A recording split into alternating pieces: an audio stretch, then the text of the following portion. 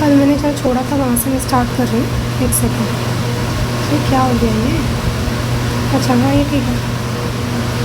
Actually मैं ये थोड़ा सा पेन का इशू है। हाँ ठीक है, ओके। तो देखो ये है पैसेज नेक्स्ट अपना, लास्ट अपन ने कर लिया था। अरे यार ठीक है, लास्ट अपन ने कौन सा किया था याद है ना आपको?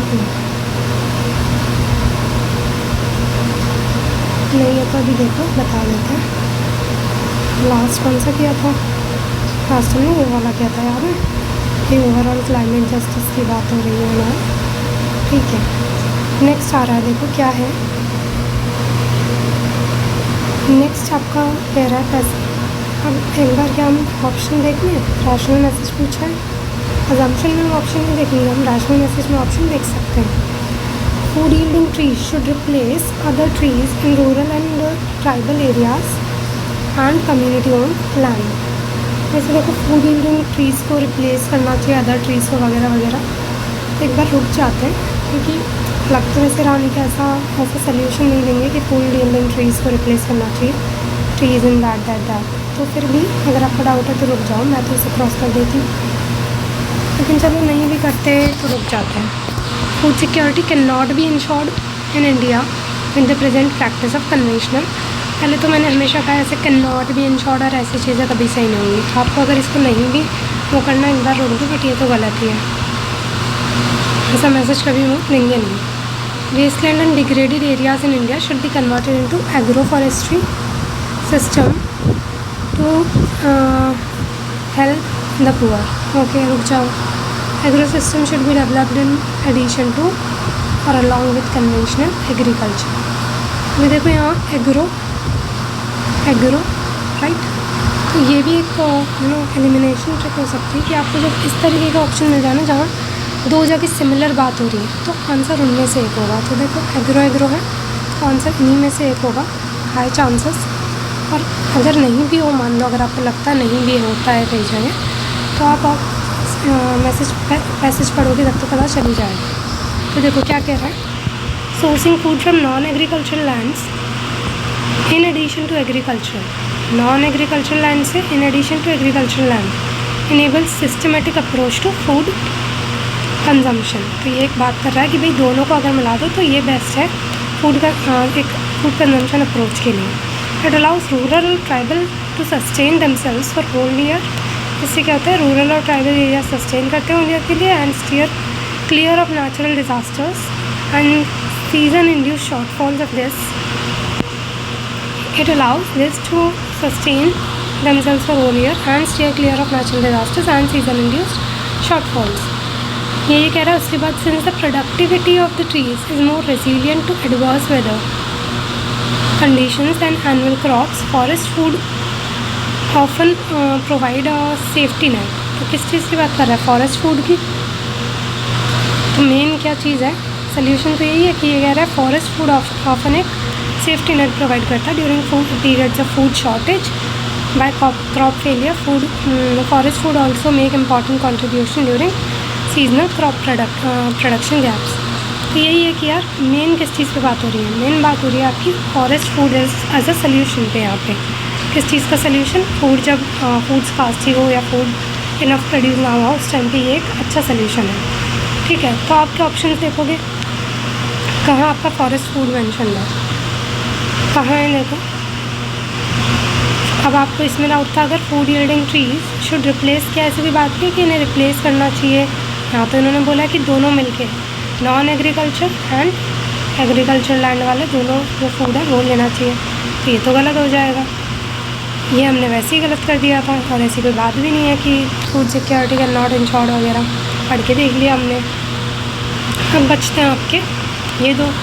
अब इन दोनों में से देखो कि इधर क्या कह रहा है, इधर कह रहा है वेस्टलैंड और degraded areas in India should be converted into agro forestry. क्या ऐसी भी बात हुई थी कि वेस्टलैंड डिग्रेडेड एरिया को हम एग्रो फॉरेस्ट्री में कन्वर्ट कर दें टू हेल्प द पुअर? चलो नहीं समझ आ रहा है, दूसरा ये वाला देखो, agroforestry should be developed in India in addition to or along. अब देखो in addition to or along with conventional agriculture. कहाँ है ना ये, फर्स्ट लाइन क्या कही है कि एग्रीकल्चर और नॉन एग्रीकल्चर को मिक्स कर दूँ, तो यही तो है, ठीक है। तो ये आप इजीली कर पाओगे, क्योंकि यहाँ एक रैशनल अप्रोच भी है, क्योंकि हम यूजुअली बैलेंस अप्रोच लेके चलते हैं कि ठीक है दोनों को साथ में लेके चलना है, एक बेटर सोल्यूशन है। So this is the better solution.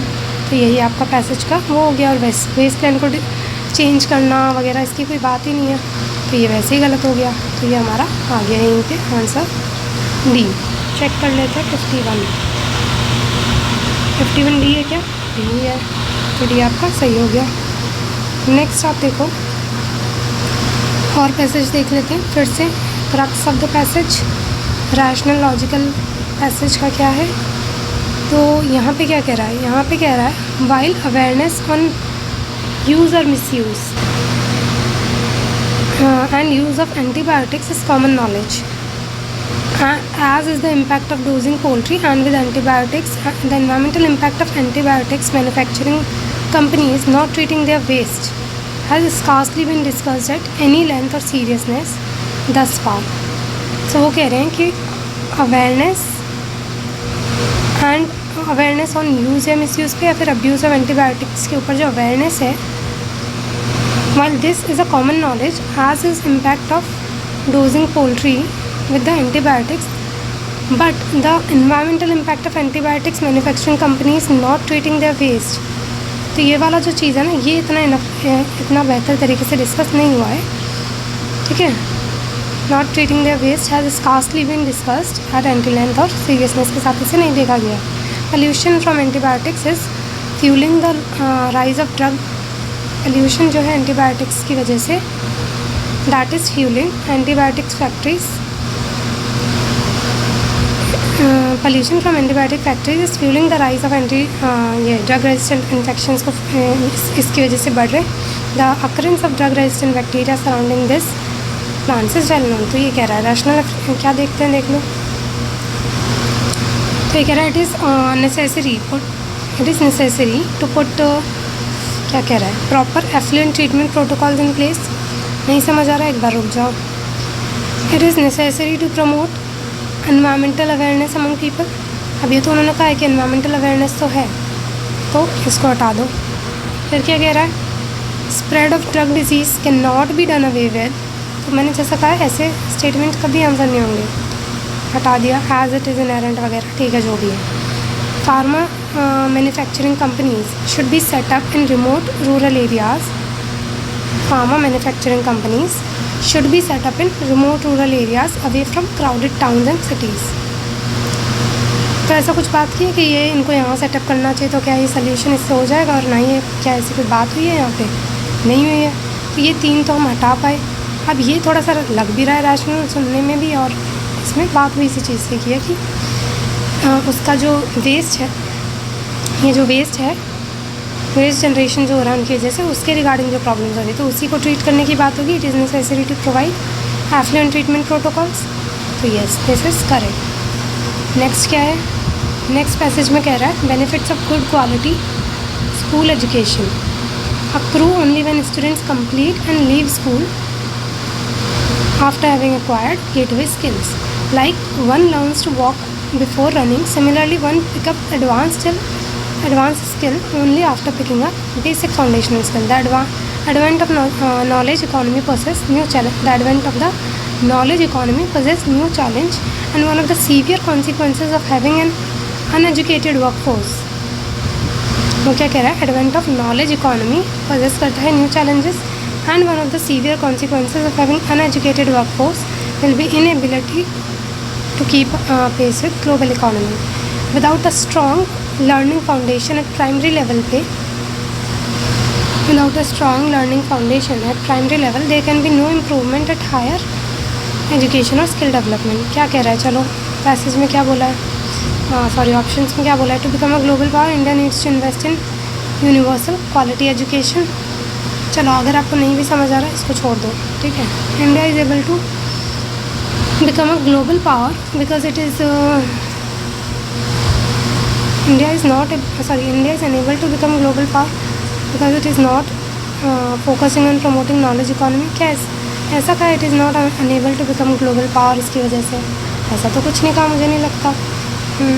दूसरी बात, और education system should focus more on imparting some higher education पे, तो उसने कहा ही नहीं, उसने कहा लोअर पे अच्छी होनी चाहिए, फिर हायर पे अपने आप को बेहतर होती चली जाएगी। फिर क्या कह रहा है, parents of many schools are illiterate and are unaware of the, ये कुछ बात नहीं की है पेरेंट्स वगैरह की, तो ये यहीं कट जाएगा। तो क्या है ये लॉजिकल है, क्योंकि क्वालिटी एजुकेशन की बात हुई है, ग्लोबल पावर बनने की बात हुई है, कहाँ हुई है, देखो क्वालिटी एजुकेशन की बात हुई है, और यहाँ क्या बात हुई थी, एक second, inability to keep pace with global economy, तो यही है ना, ग्लोबल इकॉनमी बेहतर होगी तो ग्लोबल पावर बनने की तरफ हम होंगे, तो to become global power India needs quality education, यही तो बात हो रही है। और अगर आपको नहीं भी कभी समझ आए तो हो सकता है आप इन दोनों में अगर कंफ्यूज हुए, it is unable to become global power because it is not focusing और प्रमोटिंग ऑन नॉलेज इकोनॉमी, ऐसा इन्होंने कहा नहीं है कि ये इस वजह से नहीं बन पा रहा है, इसलिए हम इसको ऐसा कुछ नहीं करेंगे, इसलिए हम इस ऑप्शन के साथ जाएंगे। और वैसे भी मेजरली ऐसे नेगेटिव स्टेटमेंट्स गलत होते हैं, ठीक है। और कोई पैसेज है क्या, ये एक पैसेज है, देखो आई थिंक, ठीक है, the paradox of choice is illustrated bye, क्या कह रहा है, पैराडॉक्स ऑफ चॉइस। अच्छा, एक और चीज़ मैं ये कह रही थी, देखो हमेशा आप क्रॉस चेक कर लेना अपना आंसर, क्रॉस चेक कैसे, जो मैंने मार्क किया उसकी दोनों चीज़ें यहाँ बात हो रही हैं, यूनिवर्सल क्वालिटी एजुकेशन की बात हो रही है, यस, मतलब quality education at least, and global power की बात हो रही है, यस। अच्छा, हमने आंसर चेक नहीं किया था क्या, 53 ए, ठीक है ना, ए है बस। तो हम इस पे चले जाते हैं, 60th I think 61st question, sorry 61st question ये रहा। और कभी कभी आपको ना समझ आए ना पैराग्राफ इंग्लिश में पढ़ने में, कभी कभी हो सकता है वो कोई कॉम्प्लिकेटेड कभी कभी लैंग्वेज दे दे और आपको ना कॉम्प्रहेंड हो पा रही हो, तो आप हिंदी में भी पढ़ सकते हो, ये आपका एडवांटेज है। और हिंदी में कई बार होता है कि आपको इजीली समझ आ जाता है। Paradox of choice is illustrated bye story of this philosopher who wrote about free will and inability to choose due to numerous choices, अब ये कह रहे हैं numerous choices and uncertainties की वजह से inability to choose. Donkey stands between two unequally which to eat, और वो डिसाइड नहीं कर पाता तो it starves to death. Changes in technology and innovation such as smartphone वगैरह, ये हमारी choices को only exacerbate our glut of choices, तो ये चॉइसेस बढ़ा रहे हैं। Constant connectivity and consumption of real time वगैरह can leave little room for self reflection, हम नहीं कर पा रहे, and rest and making decisions more difficult, हमारे लिए डिसीजन लेना और डिफ़िकल्ट हो रहा है इस वजह से। Life about choices, many people are overwhelmed with attractive life choices yet themselves unhappy and anxious. क्या कह रहा है पैसेज में, modern technology and feeble societal structure makes life difficult, ऐसा कह रहा है कि मॉडर्न टेक्नोलॉजी से लाइफ डिफ़िकल्ट हो जाती है, तो ऐसा तो ये कहीं भी नहीं कह रहा है मेरे हिसाब से, तो ये गलत हो गया। Modern life is full of uncertainties and endless difficulty, नहीं कह रहा है। We are influenced by opinion of others and have no courage to follow our own convictions. अब ये देखो, यहाँ पे आप कंफ्यूज हो सकते हो, क्योंकि मैं भी कंफ्यूज हुई थी, लेकिन देखो आप ध्यान से देखोगे अगर, एक तो ये है, दूसरा ऑप्शन क्या है, in our lives having too few choices may not be good but having too many may be equally difficult। अब आप मुझे बताओ दोनों में से ज़्यादा डायरेक्टली पैसेज किस चीज़ के बारे में बात कर रहे हैं? क्या डायरेक्टली बात कर रहा है कोई इस चीज़ की हम इन्फ्लुएंस हो जाते, डायरेक्टली तो नहीं कर रहा ना, हाँ कहीं ना कहीं वो हम एजम्पशन ऐसा निकाल पा सकते हैं क्योंकि हम पढ़ेंगे तो हमें लगेगा ऑब्वियसली, लेकिन क्या वो डायरेक्टली हमेशा पैसेज में मुझे डायरेक्ट मैसेज दिया जा रहा है उसकी बात करेंगे? डायरेक्ट मैसेज क्या है, यही है, यही तो कह रहा वो ज़्यादा चॉइसेस की वजह से भी लाइफ डिफ़िकल्ट हो रही है, कम तो हमें डिफ़िकल्टी लाते ही है, फिर हमें चॉइसेस चाहिए होती हैं, ज़्यादा आने पे भी हम डिसाइड कर नहीं पाते। और स्टोरी आपने वो देखी थी, वो स्टोरी किस चीज़ की थी, डिसाइड नहीं कर पाते क्योंकि ज़्यादा चॉइसेस थी, तो वही वो स्टोरी दी क्यों है, क्योंकि मैसेज ही वही है, तो इसलिए आप क्रॉस चेक करोगे तो क्रॉस चेक करने पर पता हो जाएगा ये सही आंसर है। ठीक है, यहाँ पे अभी हम इतना ही गाड़, इसका आंसर देख लो 61 का कहाँ है, डी 61 का डी। चलो फिर अभी के लिए आपका आप क्वेश्चन आप इसमें सॉल्व करना 2023 के, और ऐसे ही दिमाग लगाना, मैं आगे डिस्कस कर लूँगी। अगर आपको सही लगता है तो मतलब आप क्रॉस चेक कर लेना कि हाँ आपकी थिंकिंग ठीक थी, वट एवर। क्रॉस चेक तो आप आंसर शीट से भी कर सकते हो, कोई ज़रूरत नहीं है। तो देखो आप कितने सही होते हैं, नहीं सही हो रहे हैं तो वापस आओ कि क्यों आपको कन्फ्यूजन हो रहा है वगैरह, तो देख सकते हो।